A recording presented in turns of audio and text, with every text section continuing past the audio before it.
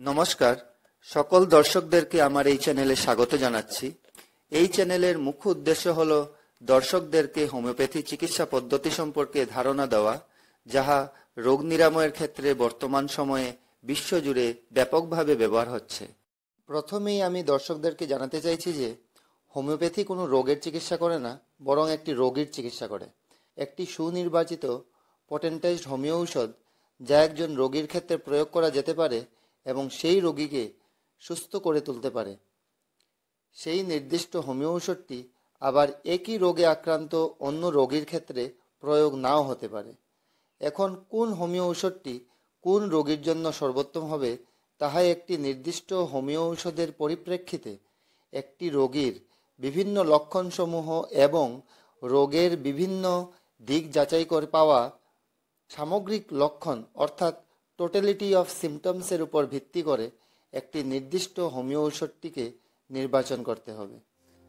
ভিডিওটির মাধ্যমে আমি দর্শকদেরকে অনুরোধ করছি যে আপনারা যেন ভিডিওটি স্কিপ না করে সম্পূর্ণ ভিডিওটি দেখেন, কারণ এই অল্প সময়ের ভিডিওটিতে একটি রোগ এবং রোগীর বিশেষ কিছু লক্ষণের উপর ভিত্তি করে সেই নির্দিষ্ট রোগের ক্ষেত্রে ব্যবহৃত হওয়া প্রসিদ্ধ কিছু ঔষধসমূহের বিষয়ে ধারণা দেওয়ার চেষ্টা করা হবে।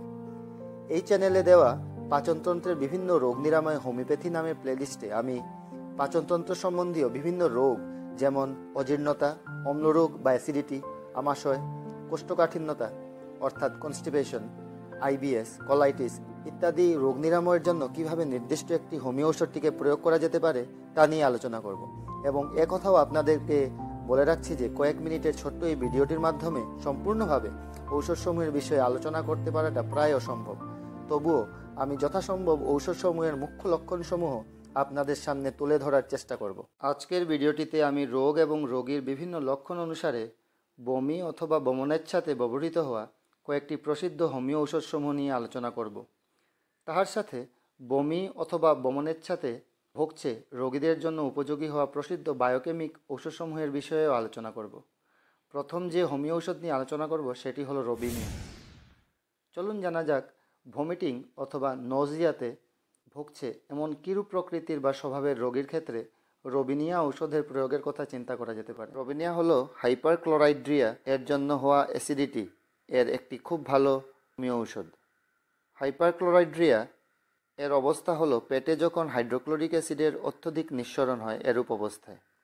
অম্লতাসহ গ্যাস্ট্রিক লক্ষণগুলি ভালোভাবে প্রমাণিত এবং নির্দেশক উপসর্গগুলি ভালোভাবে যখন প্রকাশ পায় এরূপ অবস্থায় অ্যাসিডিটি এর সময় রোবিনিয়া রোগীর সামনের দিকে মাথা ব্যথা হতে থাকে, তীব্র ও সবুজ বমি, শুল ও পেট ফাঁপা, পেটে রাত্রিবেলা জ্বালাপোড়া এবং কোষ্ঠকাঠিন্যতা, মল এবং ঘামে টক গন্ধ, মাথা নিস্তেজ, মাথার সামনের দিকে ব্যথা, নড়াচড়া বা গতিতে এবং পড়াশোনায় রোগীর যন্ত্রণার বৃদ্ধি, বমিসহ গ্যাস্ট্রিক, পেট নিস্তেজ, পেটে ব্যথা, বমি বমি ভাব অথবা প্রচুর বমি, পেট এবং অন্ত্রের স্ফীতি এবং এগুলোর সাথে যদি পূর্বে আলোচনা করা রোগের এবং অন্যান্য শারীরিক লক্ষণসমূহ যদি দেখতে পাওয়া যায়, তাহলে রোগে রোবিনিয়া এর প্রয়োগ করে ভালো ফল অবশ্যই পাওয়া যেতে পারে।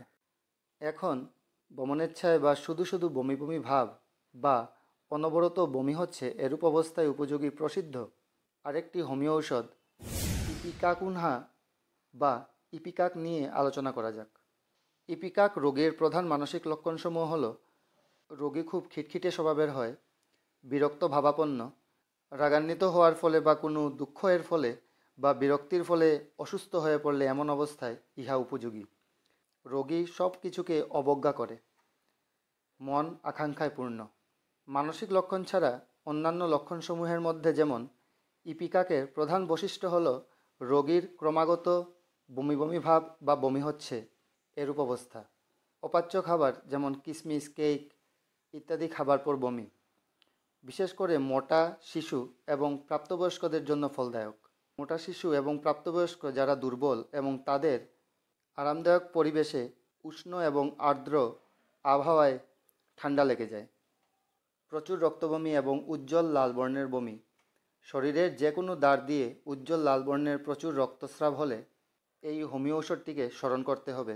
শ্বাসকষ্ট, রোগীর শ্বাসকষ্ট, নড়াচড়ায় বৃদ্ধি হয় এবং তাহার সাথে বমনেচ্ছা। জিহ্বা সাধারণত পরিষ্কার, মুখে অনেক লালা, চেহারা ফ্যাকাশে, পেট যেন ঝুলে যাচ্ছে, তৃষ্ণাহীনতা, সবুজ বর্ণের মল ইত্যাদি। এবং এর সাথে যদি পূর্বে আলোচনা করা মানসিক এবং অন্যান্য শারীরিক লক্ষণ সমূহ দেখতে পাওয়া যায়, তাহলে রোগে ইপিকাক ঔষধ প্রয়োগ করে রোগীকে নিশ্চয়ই সুস্থ করা যেতে পারে। এখন চলুন শুধু বমি বমি ভাব করে এরূপ অবস্থায় উপযোগী প্রসিদ্ধ আরেকটি হোমিও ঔষধ ফেরাম মেটালিকাম নিয়ে আলোচনা করা যাক। ফেরাম মেটালিকামের রোগীদের মধ্যে দেখতে পাওয়া যায় এরূপ কিছু মানসিক লক্ষণসমূহ হল: রোগী শুধু বিরক্ত ভাব প্রকাশ করে, সামান্য শব্দ তাহার জন্য অসহ্যের কারণ হয়ে দাঁড়ায়, সামান্য বিরোধিতা থেকে উত্তেজিত হওয়া ফেরাম মেটালিকাম রোগীর স্বভাব। ফেরাম মেটালিকাম রোগীর অন্যান্য লক্ষণসমূহ যেমন রক্তহীনতা এবং শরীর ফ্যাকাশে হয়ে গেছে, এরূপ দুর্বল ব্যক্তিদের জন্য ফেরাম মেটালিকাম ঔষধটি ফলদায়ক। রোগী অতি সংবেদনশীল, রোগী যে কোনো সক্রিয় প্রচেষ্টার পর অসুস্থ হয়ে পড়ে। রোগী দেখতে শক্তিশালী মনে হলেও রোগী কখনো কখনো কেবলমাত্র কথা বললে বা অল্প হাঁটলেই দুর্বল অনুভব করে। রক্তহীনতাজনিত ফ্যাকাশে চেহারা, জিহ্বা, ঠোঁটগুলি চোখের পাতা টেনে দেখলেই মনে হয় যেন যে রোগীর মধ্যে এক ফোঁটাও রক্ত নেই। নানা রোগে ভুগে রক্তহীনতা। ফেরাম মেটালিকাম রোগীর সামান্য পরিশ্রমে অসুস্থতা দেখা দেয়। খুব ক্ষুধা বা ক্ষুধা একেবারে কমে যাওয়া, টক জিনিসে ঘৃণা এবং ইহা খাওয়ার চেষ্টা করলে ডায়রিয়া হয়ে যায়। বমি বমি ভাব ছাড়াই খাওয়ার পরে খাদ্যদ্রব্য মুখ দিয়ে বেরিয়ে যায়। খাওয়ার পর বমি বমি ভাব এবং বমি হওয়া। ভ্রমণ ইচ্ছা ব্যতি রেখে বমি, বমি হয়ে ভুক্ত দ্রব্য বের হয়ে যাওয়া ইহা ফেরামের একটি লক্ষণ। বমি সাধারণত মধ্যরাত্রে দেখা দেয় বা মধ্যরাত্রের পর বমি। খাওয়ার পর পেটে চাপবোধ, পেটে গরম ও জ্বালাপোড়া অনুভব করা, পেটের দেয়ালে ব্যথা। রোগীর ডিম সহ্য হয় না, ডিম আহারের পর বমি, ডিম আহারে অনিচ্ছা, রক্তস্রাব প্রবণতা। অতিরিক্ত রক্তস্রাব হতে থাকলেও ফেরামের কথা মনে করা উচিত। বিশ্রামে সকল যন্ত্রণার বৃদ্ধি হয়, কেবলমাত্র কাশি শুলেই কম পড়ে। ধীরে ধীরে পদচারণ অর্থাৎ হাঁটলে সকল যন্ত্রণা কমে যায়।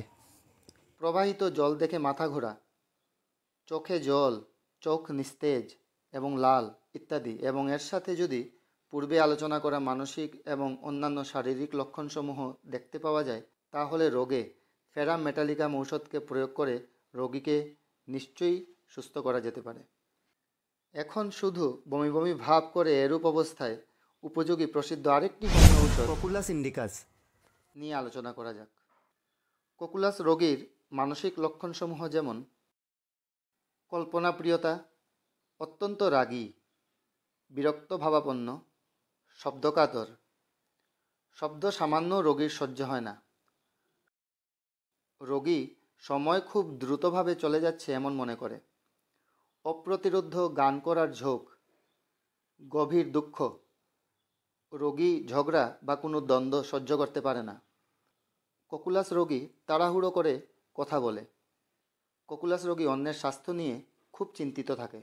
মানসিক লক্ষণসমূহ ছাড়া অন্যান্য লক্ষণসমূহ যেমন রোগী অনিদ্রায় বা রাত্রি জাগরণবশত অসুস্থ হয়ে পড়ে, অথবা অতিরিক্ত অধ্যয়ন বা অতিরিক্ত ইন্দ্রিয় সেবার ফলে স্নায়বিক দুর্বলতা বা অসুস্থ হয়ে পড়ে। এরূপ অবস্থায় ক্ষুধা সত্ত্বেও খাদ্যে অরুচি, খাদ্যদ্রব্যের গন্ধ সহ্য করতে পারে না, গন্ধে অনেক সময় বমি করে ফেলে।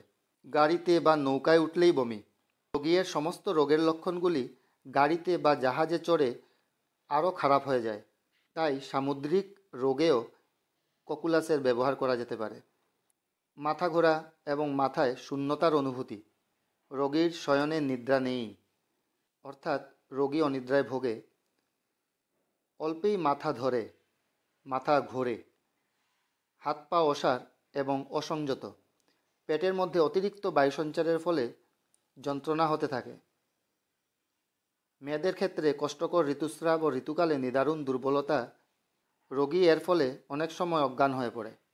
পা দুটো ফোলা ফোলা ইত্যাদি। এবং এর সাথে যদি পূর্বে আলোচনা করা মানসিক ও অন্যান্য শারীরিক লক্ষণসমূহ দেখতে পাওয়া যায়, তাহলে রোগে কোকুলাস ঔষধ প্রয়োগ করে নিশ্চয়ই ভালো ফল আশা করা যেতে পারে। এখন ভমিটিং এবং নজিয়াতে বা বমনেচ্ছাতে উপযোগী প্রসিদ্ধ আরেকটি হোমিও ঔষধ অ্যান্টিমোনিয়াম ক্রুডাম নিয়ে আলোচনা করা যাক। ইহার প্রধান মানসিক লক্ষণসমূহ হল উদাসীনতা ও বিষণ্ণতা। অ্যান্টিমক্রুড রোগীর মধ্যে ক্রন্দনশীলতাও দেখতে পাওয়া যায়, রোগীর মধ্যে বিরক্তিভাবও দেখতে পাওয়া যায়।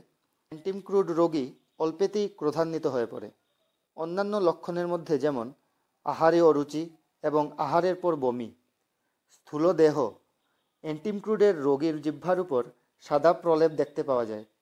অম্ল অথবা টক খেলেই রোগীর দেহে সকল যন্ত্রণার বৃদ্ধি হয়। রোগীর স্নান সহ্য হয় না, গরম ঘরে থাকতে পারে না, রৌদ্র ও আগুনের উত্তাপ সহ্য হয় না, বেদনাযুক্ত স্থানে উত্তাপ প্রয়োগে উপশম বোধ করে। তৃষ্ণাহীনতা, রোগীর দেহের যন্ত্রণা বা কোনো ব্যথা এবং ঘাম একই সময়ে প্রকাশ পায় ইত্যাদি। এবং এগুলোর সাথে যদি পূর্বে আলোচনা করা মানসিক এবং অন্যান্য শারীরিক লক্ষণসমূহ দেখতে পাওয়া যায়, তাহলে রোগে অ্যান্টিমোনিয়াম ক্রুডামের প্রয়োগ করে ভালো ফল অবশ্যই পাওয়া যেতে পারে। যদি বায়োকেমিক ঔষধের কথা চিন্তা করা যায়, তাহলে বমনেচ্ছায় বা শুধু শুধু বমি বমি ভাব করে এইরূপ অবস্থায় ক্যালিফস অথবা নেট্রামফসকে বায়োকেমিক ঔষধ হিসাবে প্রয়োগ করা যেতে পারে। আনুষঙ্গিক চিকিৎসা হিসেবে কোনো বিষাক্ত পদার্থ পেটে যাওয়ার পর বমি হলে সেই বিষাক্ত দ্রব্য অতিসত্বর পাকস্থলী থেকে বের করার জন্য যথাসম্ভব চেষ্টা করা উচিত। পাকস্থলী বা অন্য কোনো শরীরের উত্তেজনাবশত বমি হলে গরম জল পান করলে উপকার পাওয়া যায়, অথবা রোগীকে ছোট ছোট বরফের টুকরো চুষতে দিলে উপকার পাওয়া যায়, অথবা সোডা জলসহ সমপরিমাণ দুধ খাওয়ালেও বমি নিবারিত হতে পারে। বদহজমজনিত বমিতে কচি ডাবের জল হিতকর।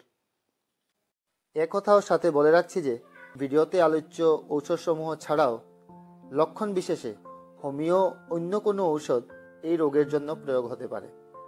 ভিডিওতে প্রস্তাবিত হোমিও ঔষধ কিভাবে, কোন শক্তি, কতবার করে খাবেন তা জানার জন্য এই চ্যানেলে দেওয়া এই ভিডিওটি অবশ্যই দেখবেন। আর অবশ্যই কোনো ঔষধ প্রয়োগ করার পূর্বে একজন অভিজ্ঞ চিকিৎসকের পরামর্শ নিশ্চয়ই নিতে হবে। আশা করছি যে আপনারা এই ভিডিওটির বিষয়গুলি বুঝতে পেরেছেন। যদি আপনি এই চিকিৎসা সম্পর্কে জানতে চান, তাহলে এই ক্ষেত্রে আমার চ্যানেলের ভিডিওগুলি আপনাকে এই চিকিৎসা পদ্ধতির পথটি দেখিয়ে দিতে সাহায্য তো করবেই, এবং তাহার সাথে যদি আপনারা হোমিও চিকিৎসার প্রধান এবং খুবই জনপ্রিয় 4টি বই materia medica, organon of homeo medicine, homeo repertory এবং অ্যালেন স্কিনোট কিনে নেন, যা আপনার পছন্দের ভাষা অনুযায়ী প্রসিদ্ধ লেখকের বইগুলি আমার ভিডিও ডেসক্রিপশনে দেওয়া লিঙ্কে ক্লিক করেও কিনতে পারেন। আমি মনে করি এই অতি মূল্যবান বই 4টি আপনাদেরকে সারা জীবন বিভিন্ন স্বাস্থ্য সম্পর্কিত সমস্যার সমাধানের ক্ষেত্রে আপনাদের পথ প্রদর্শক হয়ে থাকবে। আরেকটি কথা আমি বলতে চাইছি যে যদি ভিডিওটি থেকে আপনারা উপকৃত হচ্ছেন বা কিছু জানতে পারছেন বলে মনে করছেন, এবং পরবর্তীতে নতুন ভিডিও পোস্ট করার সাথে সাথে ভিডিওগুলি দেখতে চান, তাহলে চ্যানেলটি সাবস্ক্রাইব করে রাখবেন, সঙ্গে থাকবেন। আজকের জন্য এতটুকুই। ভালো থাকুন, সুস্থ থাকুন।